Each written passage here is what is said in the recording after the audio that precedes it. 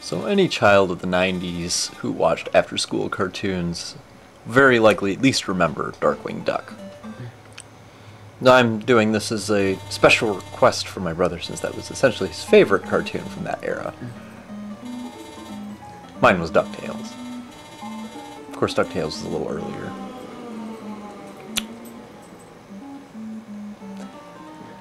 Now, Darkwing Duck, the show, was kind of a cheeseball sort of thing. You know, they'd have these kind of puns on classic villains or whatever. You know, like Moriarty from Sherlock Holmes has a knockoff in this called Moliarty. You know, shit like that. It is obvious stuff. You know, stuff that'll entertain a kid.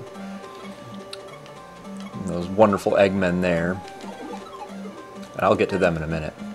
But what I want to say is that one of the big cheeseball cartoons of the 90s produced one of the most mind-numbingly difficult games as far as franchise games go.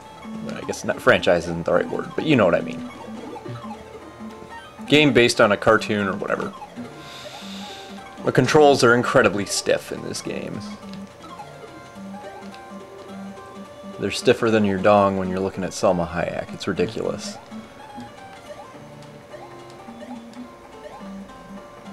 And it has some interesting moments. It has actually fairly good music. It's something I'm noticing with these old cartoon to video game translations.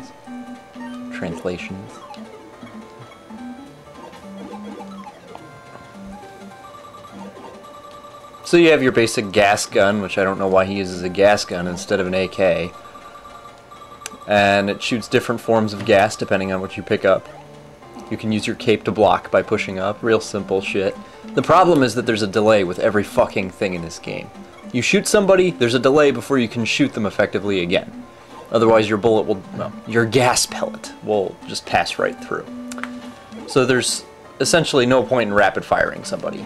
There's also a delay from pretty much every other command you make. There's a delay for the cape when you actually use it, but more so when you let go of it. And sometimes things just won't blatantly fucking work. You just sometimes won't grab shit that you're supposed to be able to grab. And it's just inexplicable. It's very surprising. So, playing this game had some definite amusement. And it's definitely very nostalgic if you liked those good old-fashioned cartoons.